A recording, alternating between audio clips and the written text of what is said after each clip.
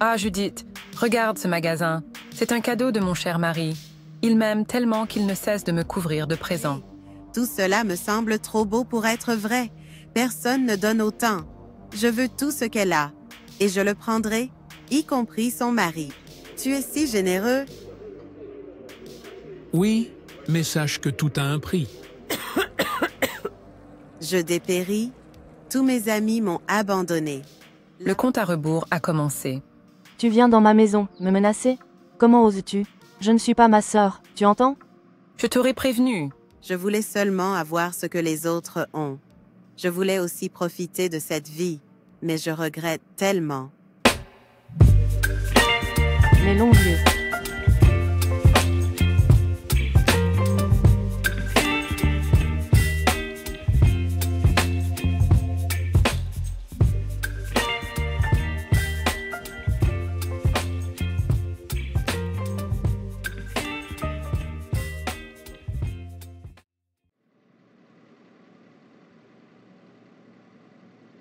Excusez-moi, combien de temps encore avant que mon fils soit hospitalisé? Nous faisons de notre mieux, madame. Veuillez patienter encore un peu.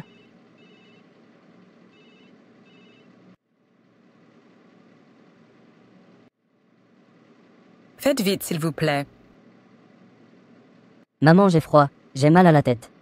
Mon trésor, je sais que tu es inquiet à l'idée d'être hospitalisé, mais écoute-moi bien. Tu n'es pas seul. Dieu est avec toi, et sa puissance est infinie. Il veille sur toi, comme il l'a toujours fait. Il connaît chaque battement de ton cœur, chaque pensée qui traverse ton esprit, et il t'aime d'un amour immense. Tu sais, mon ange, Dieu est le plus grand des médecins. Il a créé ce monde. Il a donné la sagesse aux docteurs et aux infirmiers qui vont s'occuper de toi. Il mettra sa main sur eux pour qu'ils te soignent bien. Et toi, mon enfant, tu es entre ses mains puissantes et pleines d'amour. N'aie pas peur. Quand tu seras dans cette chambre, ferme les yeux et pense à Dieu. Parle-lui dans ton cœur, dis-lui tout ce que tu ressens, et il te répondra en te donnant une paix que personne d'autre ne peut donner. Je vais prier pour toi, et je sais que Dieu entend chaque prière. Il te fortifiera, il te guérira, et bientôt, tu seras de retour à la maison, heureux et en pleine forme. Fais-lui confiance. Il est avec toi, maintenant et toujours.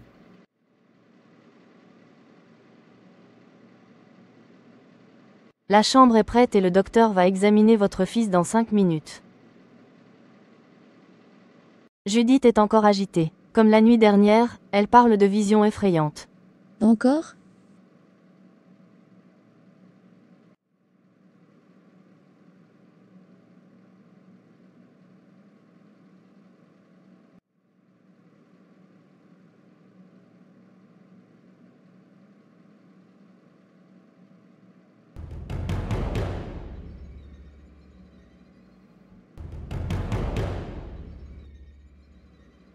Qu'est-ce que c'est que ça, Seigneur?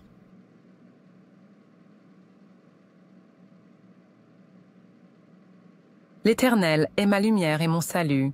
De qui aurais-je peur? Psaume 27, verset 1.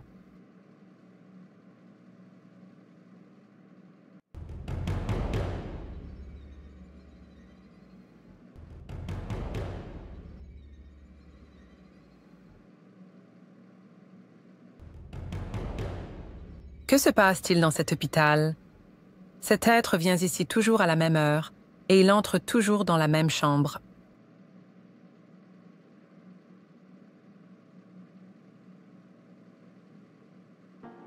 Seigneur Tout-Puissant, mon refuge et ma forteresse, je viens à toi avec un cœur rempli de foi et d'espérance.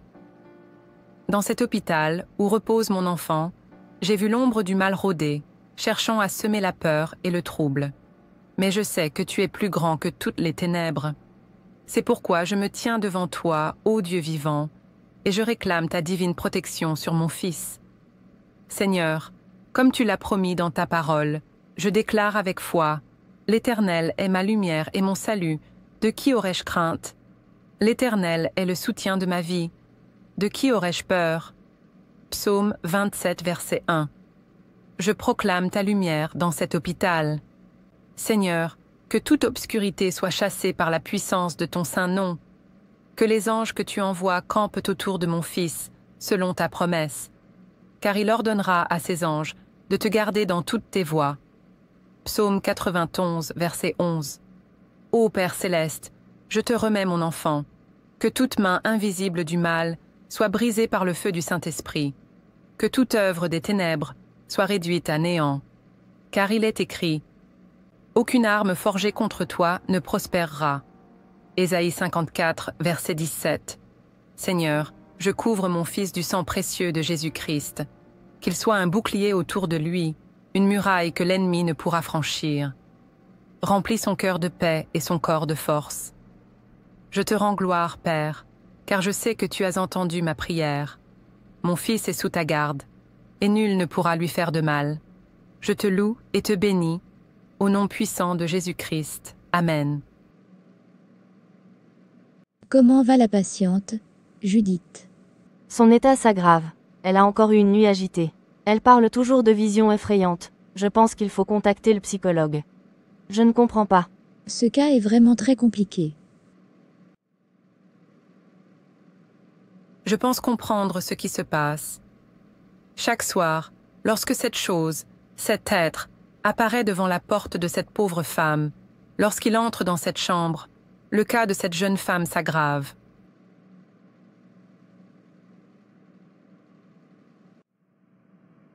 Bonjour, Judith, n'est-ce pas? Que se passe-t-il, petite sœur? Tu sembles tourmentée. Je sens une présence. Quelqu'un veut que je quitte ce monde. Qui donc? Je ne sais pas, mais la nuit, une ombre apparaît et m'appelle. Je ne peux plus dormir. J'ai fait de mauvaises choses dans le passé et j'ai rencontré le mal en personne. Je suppose que je suis en train de payer tout ce que j'ai fait. Voici mon histoire. J'avais une bonne amie. Son nom, c'est Latifa. Je vois la douleur dans tes yeux et je ressens ton combat intérieur. Mais écoute-moi bien, tu n'es pas seul. Même dans cet endroit, même dans cette épreuve, il y a quelqu'un qui t'aime d'un amour infini et qui t'attend avec les bras grands ouverts. Cet amour, c'est celui de Dieu. Dieu, lui, ne t'abandonnera jamais. Il est fidèle, il est présent, même quand tu ne le vois pas, même quand tout semble sombre. Il est écrit, « Même si mon père et ma mère m'abandonnent, l'Éternel me recueillera. » Psaume 27, verset 10. Peu importe ton passé, peu importe tes erreurs, Dieu ne te condamne pas. Il t'attend, il veut te relever, te guérir, te restaurer. Il dit dans sa parole, « Venez à moi, vous tous qui êtes fatigués et chargés, et je vous donnerai du repos. » Matthieu 11, verset 28. Aujourd'hui, je t'invite à lui ouvrir ton cœur, à regretter tout ce que tu as fait de mauvais. Ensuite, remets-lui ta vie, tes souffrances, tes craintes. Dis-lui simplement, « Seigneur, je viens à toi, prends ma vie, change-moi, conduis-moi. » Il t'accueillera avec amour et il marchera avec toi tous les jours de ta vie. Crois-moi, ma sœur, avec Dieu, tu ne seras plus jamais seule. Il sera ta force dans la faiblesse, ta lumière dans l'obscurité, ton espoir quand tout semble perdu. Sa main puissante te soutiendra et il te conduira vers un avenir de paix et de bénédiction. Ne tarde plus. Donne-lui ta vie aujourd'hui et tu verras combien il est bon. Dieu t'aime et il ne t'abandonnera jamais. Dieu peut te restaurer si tu lui ouvres totalement ton cœur. Es-tu d'accord que je prie pour toi? Oui, je suis d'accord. Bonjour, je suis Fanta. Merci pour vos paroles réconfortantes envers ma sœur. Je vais prier avec vous. Car ne dit-on pas, car là où 2 ou 3 sont assemblés en mon nom, je suis au milieu d'eux. Matthieu 18, verset 20. Bonjour Fanta, moi c'est Amina. Mon fils est aussi hospitalisé dans cet hôpital. Eh oui, l'union fait la force, d'autant plus dans cette situation, car nous n'avons pas à lutter contre la chair et le sang, mais contre les dominations, contre les autorités, contre les princes de ce monde de ténèbres. Éphésiens 6, verset 12.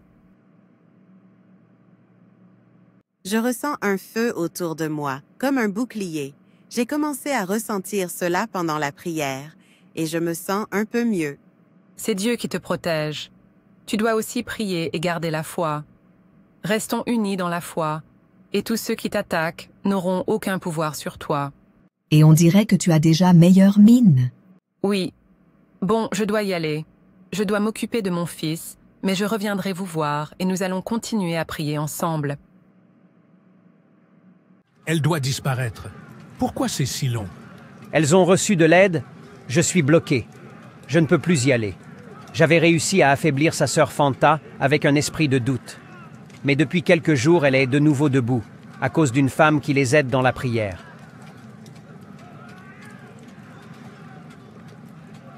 Bon, je vais activer mon réseau.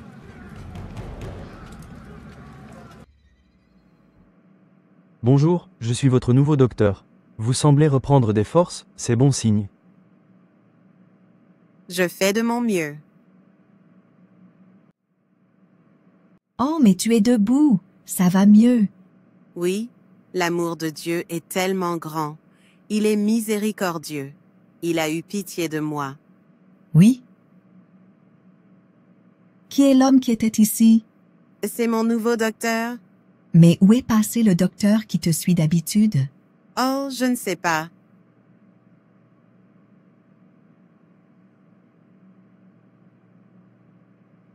Oh, j'ai oublié de lui laisser les affaires que j'avais apportées. Bon, je retourne à l'hôpital. Il est tard, mademoiselle. À 7 heures, nos patients dorment. Y compris votre sœur. Vous ne pouvez pas y aller. Il faut la laisser se reposer. Je veux juste déposer ce sac. Ce sont ses affaires de rechange. Et je pars, promis. D'accord, mais faites vite. Merci.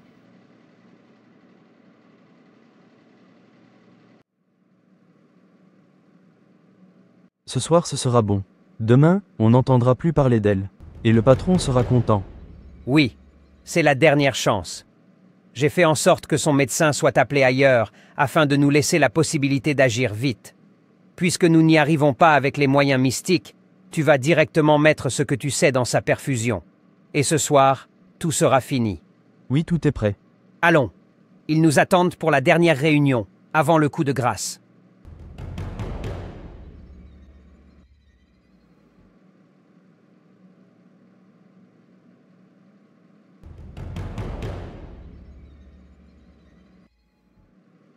Oh, mais je suis sûre qu'il parle de ma sœur. Seigneur, aide-nous. Fanta, tu as vu la même chose que moi, n'est-ce pas? Je vois ce genre de spectacle tous les soirs depuis que mon fils est hospitalisé ici. Dieu merci, il va mieux et il est sorti ce matin. Il est à la maison avec ma famille. Mais je suis revenue ce soir, car j'ai ressenti un danger autour de ta sœur. Alors, quel que soit ce que le monde des ténèbres planifie, Dieu est au-dessus de tout. Alors, nous allons prier. Pour ta sœur, mais aussi pour toutes les personnes hospitalisées ici. Oui, je suis sûre que tout ça, c'est sa copine Latifa, son mari et tous les autres qui continuent à poursuivre ma sœur. Quand cela va-t-il s'arrêter? Je suis fatiguée. Je ne sais plus quoi faire. J'ai prié, demandé, mais ça s'arrête et ça reprend. Ils sont toujours là. Je sais que ma sœur s'est mal comportée, mais elle s'est repentie. Elle a demandé pardon.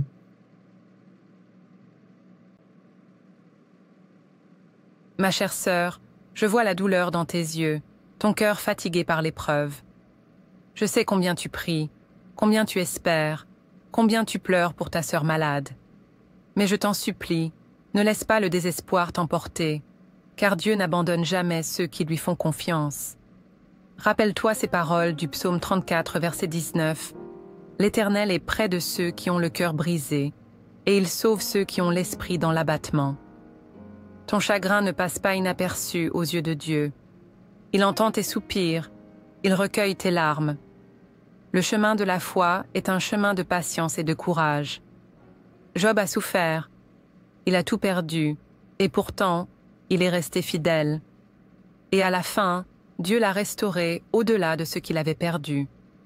Comme il est écrit dans Jacques 5, verset 11, « Voici, nous disons bienheureux ceux qui ont souffert patiemment. Vous avez entendu parler de la patience de Job, et vous avez vu la fin que le Seigneur lui accorda, car le Seigneur est plein de miséricorde et de compassion. Alors, ma sœur, tiens bon, continue de prier, continue d'espérer. Même si nous ne comprenons pas toujours ses voies, nous savons que Dieu agit pour notre bien. Comme le dit Romains 8, verset 28. Nous savons du reste que toute chose concourt au bien de ceux qui aiment Dieu. Ne doute pas, ne faiblis pas. Dieu est là, il marche avec toi, il veille sur ta sœur. Même dans l'épreuve, son amour est inébranlable. Sois forte, car la victoire de Dieu se manifeste toujours au temps voulu. Je suis avec toi, je prie avec toi. Ensemble, nous soutiendrons ta sœur, et nous verrons la fidélité de Dieu se manifester. Et cela dès ce soir. Nous allons prier.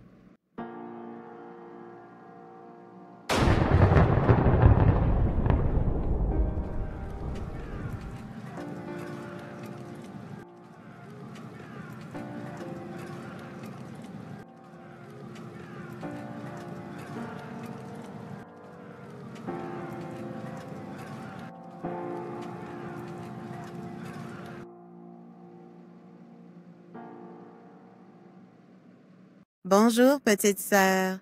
Oh, Judith, tu es debout? Merci, mon Dieu. Seigneur Tout-Puissant, Dieu d'amour et de miséricorde, aujourd'hui mon cœur déborde de reconnaissance, car tu as entendu nos supplications, tu as vu nos larmes, tu as écouté nos cris, et dans ton infinie bonté, tu as répondu.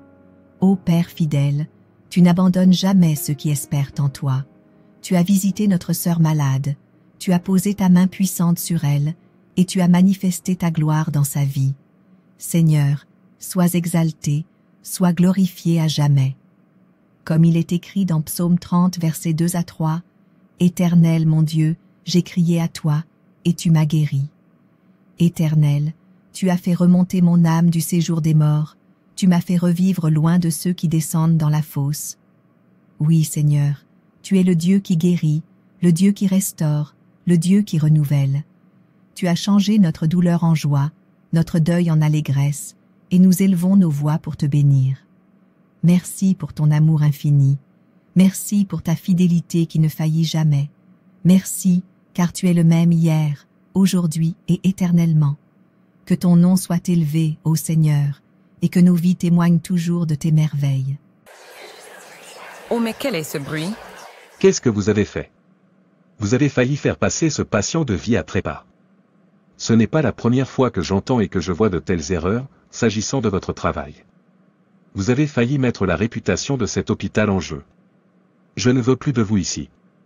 Vous êtes viré.